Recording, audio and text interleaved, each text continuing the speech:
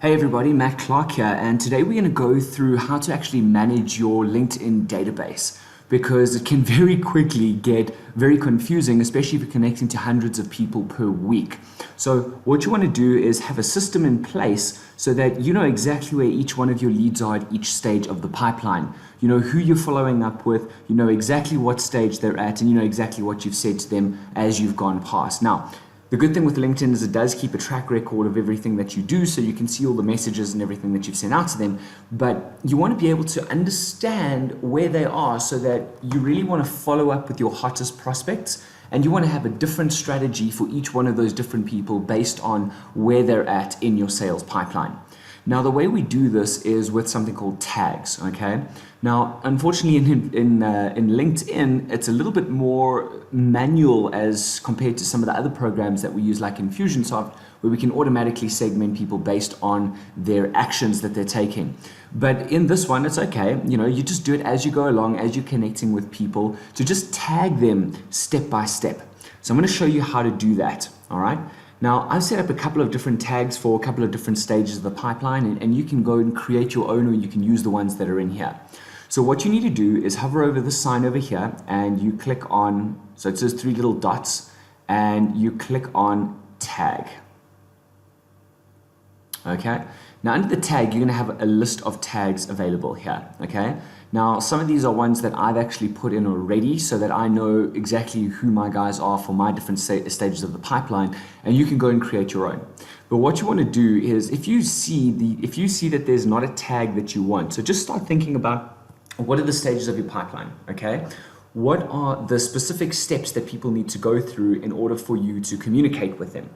And also is that when you are reaching out to these guys, you're going to have a different message at different times depending on where they are. So you want to be able to at any time go and search for a tag, and it'll bring up a list of each and every single one of those people that have that tag. Now, so you hover over there, you click tag, and you'll see enter tag name. At the moment, this guy has got no tags on him, so we're going to either have to create a tag. But what you can also see is that I haven't connected with him because he's a second connection. So normally what I do, and this is my process, is that I created some tags, and the one tag I created was connection request. So I normally go through these leads step by step, and I take a look at who are the people that I actually want to reach out to.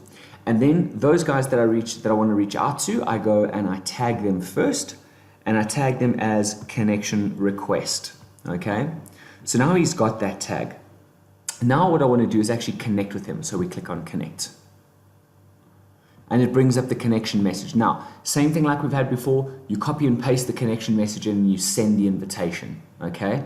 Now, that has gone out. I'm just going to remove this tag because we actually haven't sent this to him.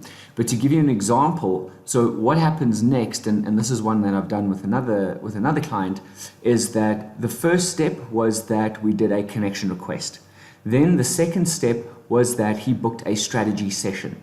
The next step was that we made him we actually had to follow up with him because after we set the strategy session, he said he wanted to get some more information, you know, whatever that looked like. And we set up the follow-up call. But also on the call, we knew that he was the decision maker, so I marked him as the decision maker. And because the call went so well, I marked him as high priority to follow up with. And what landed up happening was he became a customer. So now I know all the tags that are there. Now you can do this in one of two ways. You can do this in the way that I've done here, whereby you can have all of the tags on at the same time. So if at any stage you type in any one of those tags, it'll bring all of that up. It'll bring all those people up who've got that tag. Or what you can do is as you go along, you can remove the tags that aren't necessary. So ultimately, if I wanted to really just, you know, take this guy through and actually just mark him as where he's at right now, I can take all of these tags off except for customer. Personally, I like doing it this way so that when I go and search for these guys, it makes it nice and easy. Right, so that is literally how you do it. As you bring people in, tag them as you move them through your sales pipelines, either add and remove tags as you go along so that you can search for them at a later stage. All right, see you in the next